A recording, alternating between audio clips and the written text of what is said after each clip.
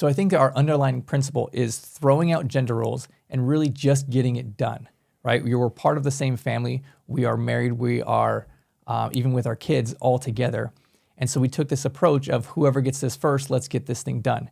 And, kind of dividing tasks, but not having them be hard lines. You are exclusively doing this. There's room for overlap and seasons where people are, busy versus not busy. So really we took that premise for ourselves and then brought our kids into that.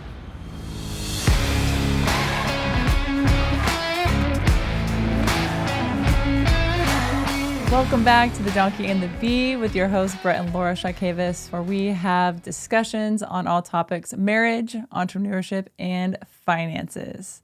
And Brett, what are we going to discuss today? We're talking about gender roles in marriage and how there's a lot of negative effects on coming together because you can't really get on the same page with these gender roles, and how you are literally taught these things subconsciously as kids, and how you as a parent now start teaching your kids their own gender roles, which are kind of self-sabotaging the marriage. So we want to unpack this today and how we threw gender roles right out the window. So I honestly think we should start at the beginning of this, right? Like when I think of the beginning of humanity, right? I think of cavemen and cavewomen. I know it's probably before then, but I think of the caveman as being like the hunter-gatherer, right? He's the one out and he's getting all the food and he's killing the bears and doing everything else, right? And then the cave woman, she's at home, she's having the kids, she's making sure her cave is nice and warm and neat and tidy. And those were the roles that were created, right? And so I think it kind of stems from that. And I think it has kind of a big wave of coming over all these different cultures within our society as being kind of similar to that. And so I kind of wanted to break that down and talk about different people that we've encountered who are certain cultures that talk about, man, these gender roles, it's kind of affecting my marriage negatively.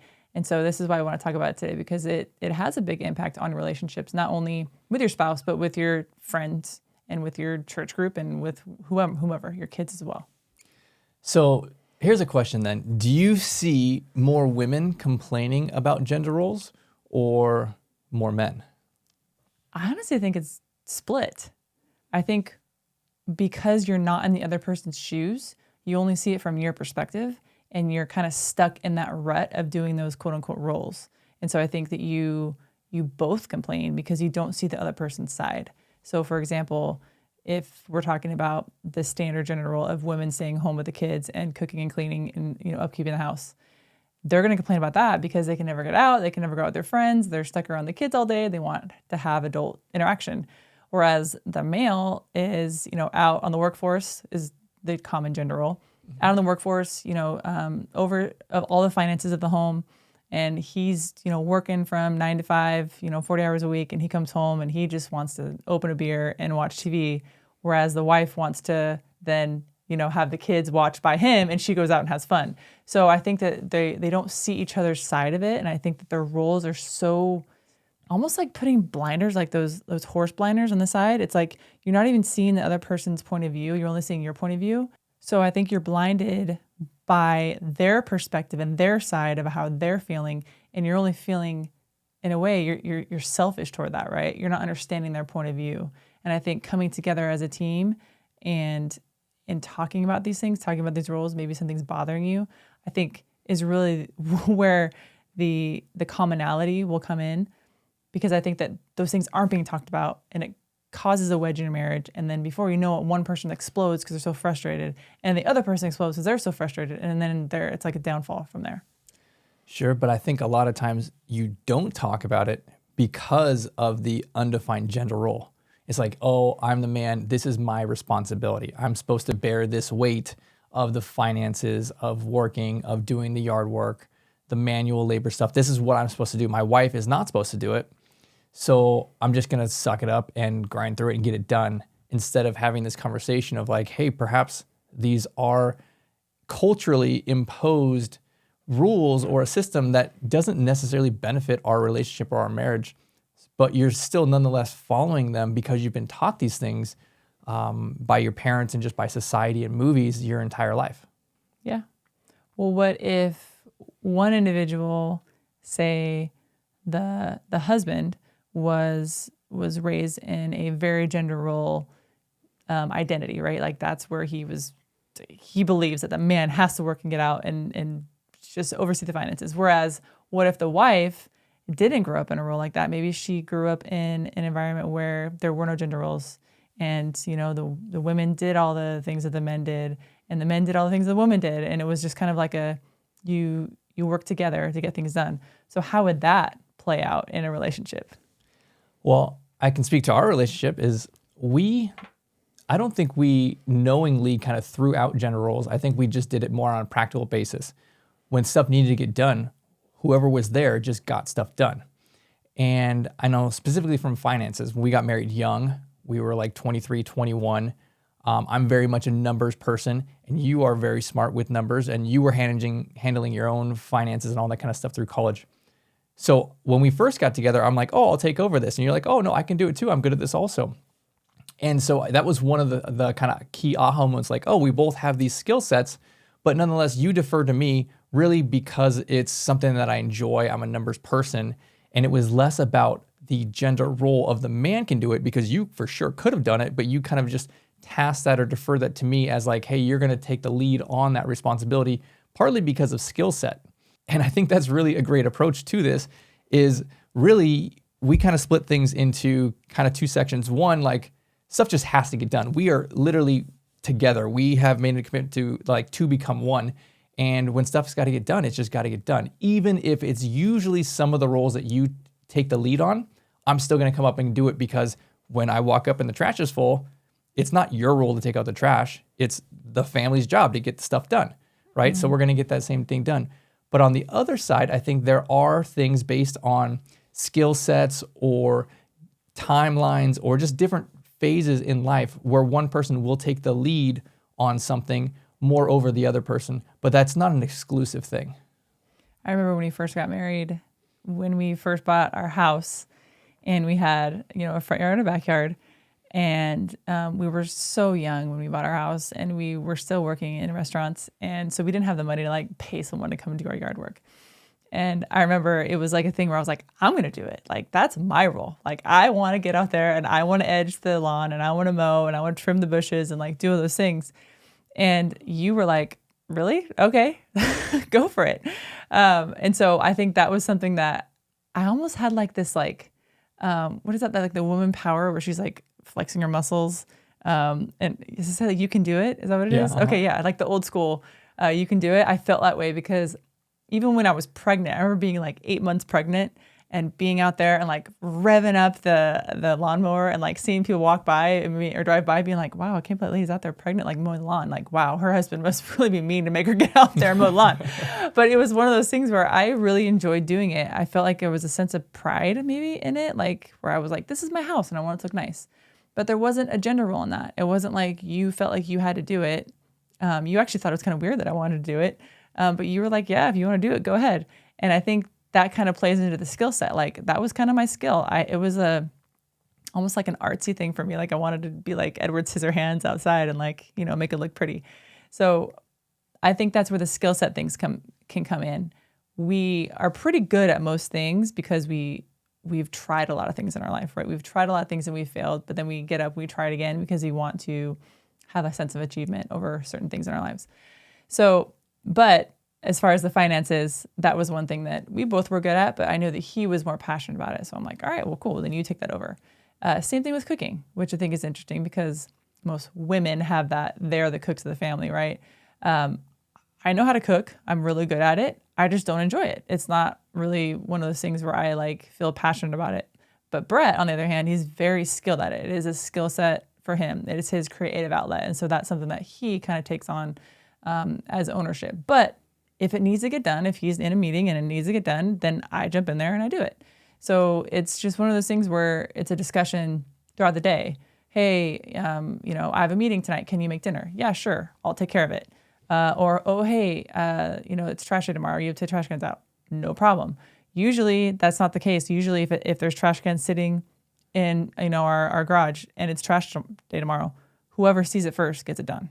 So it's not really a discussion. It's just hey, it's there. Just get it done.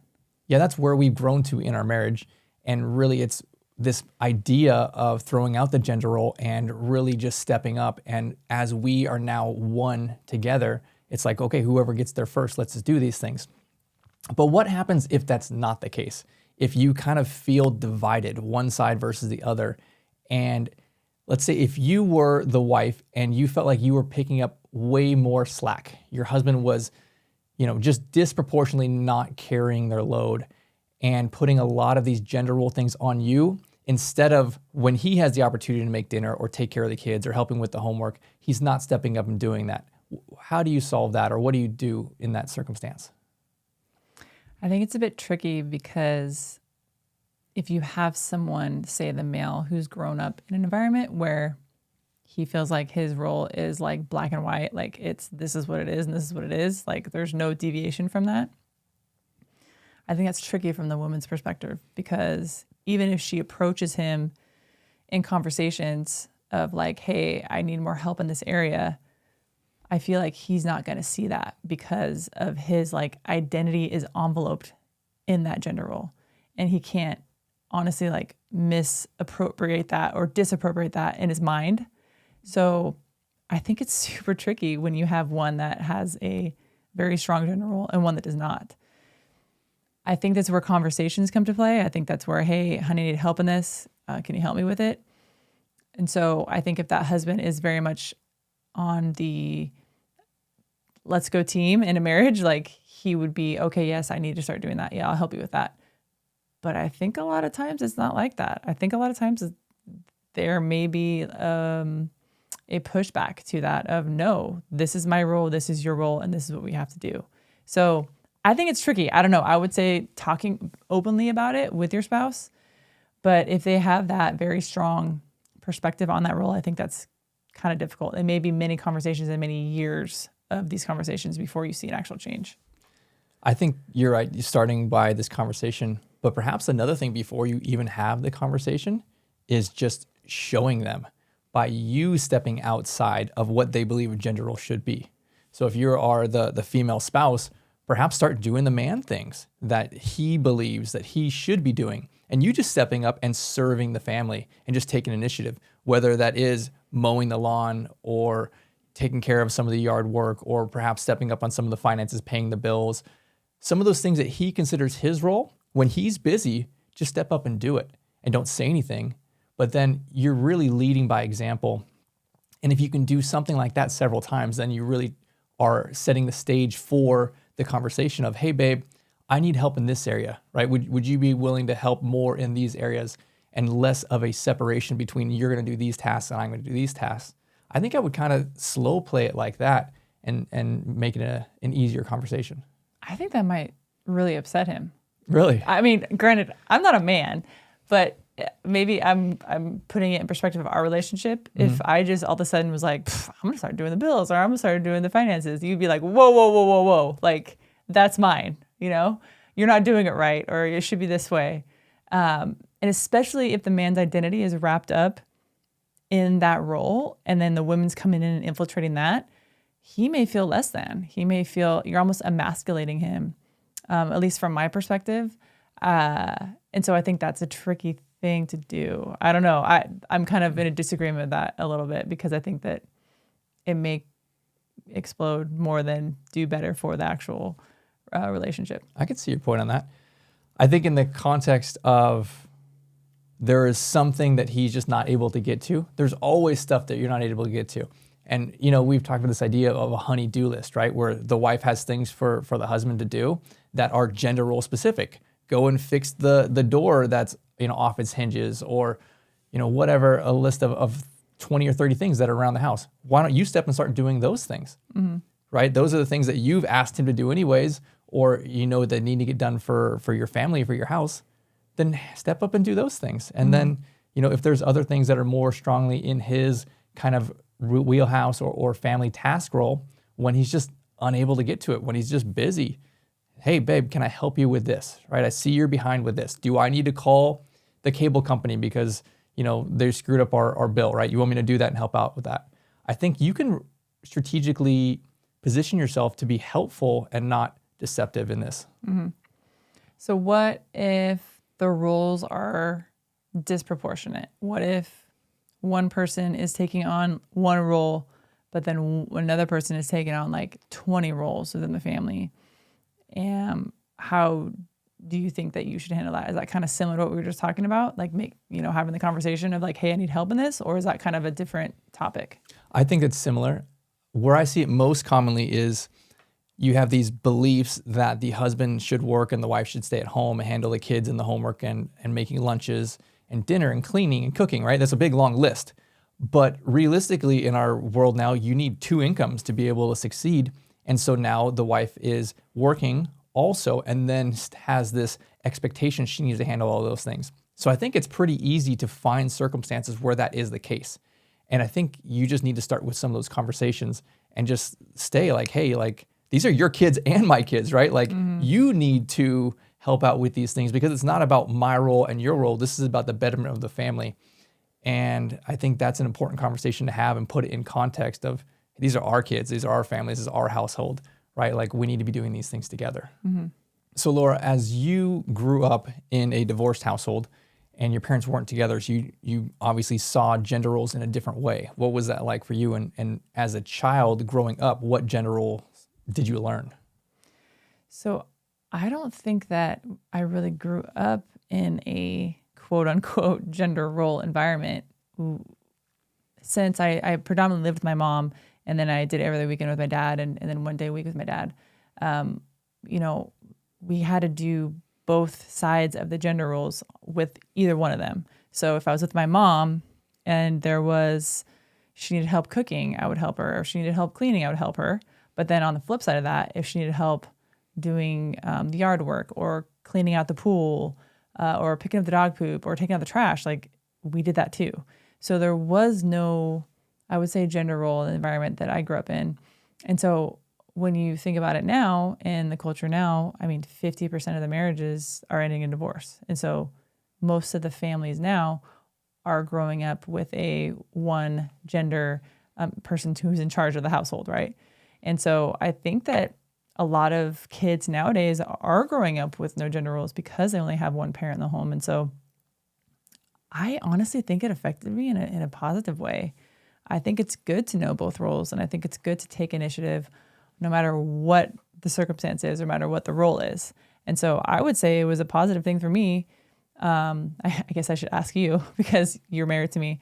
I think it was positive for me because when I came into a relationship, it wasn't like, oh, you need to do this and I need to do that. It was like, oh, hey, like, let's get this done together. So I guess I'll ask you the same question. How was the gender roles in your environment growing up? So both my parents worked and they split up the household duties, the chores, but it was pretty split by gender roles where my mom predominantly handled the household stuff, the kids. My dad predominantly took care of the yard work and the pool and the animals, that kind of stuff.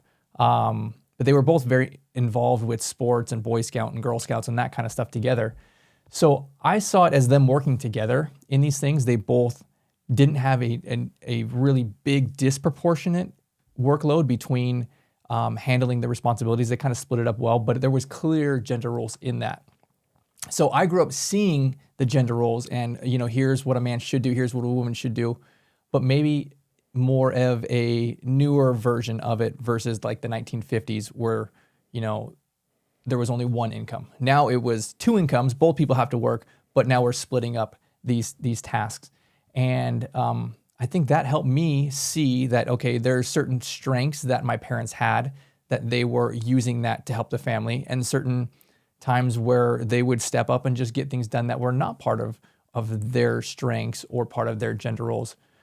So I think that enabled me to come to our relationship and say, hey, let's just get this stuff done together, right? This is not my task versus your task. This is just our family, and we're going to become one in this thing. So let's just kind of divvy these things up, but really be backup for each other and really get stuff done when things need to get done.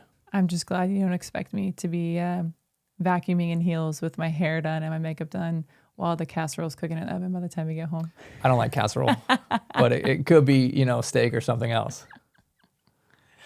Oh, gosh. So I think our underlying principle is throwing out gender roles and really just getting it done, right? We were part of the same family. We are married. We are even with our kids all together. And so we took this approach of whoever gets this first, let's get this thing done. And, kind of dividing tasks, but not having them be hard lines. You are exclusively doing this. There's room for overlap and seasons where people are, busy versus not busy.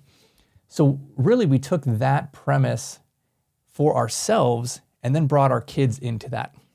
Because as much as you have gender roles in a marriage, the husband's supposed to do this, the wife's supposed to do this, you have really parent-kid roles in a family environment where the parent's responsibility is to do these things and the kid's responsibility is to do these things. And a lot of times the kids don't have very much responsibility at all. And it's a lot of things that fall onto usually the mom, but not exclusively, to handle the kids' stuff. And so we took really that approach when our girls were little to say, hey, here's responsibility. Here is you stepping up and being part of this family and doing these things. So we actually have this gesture and we lift up 4 fingers. And it's for all 4 of us, right? There's 4 people in our family, and it really means like a unity, solidarity, be part of the family. And a lot of times we will throw up the 4 fingers when one of our daughters is being selfish or not contributing, pulling their weight as part of the family, right? Like we're together, we're doing this thing together, right? And we have like our own little code for that, like, hey, get your butt in gear, right? Like let's throw up the 4 on this.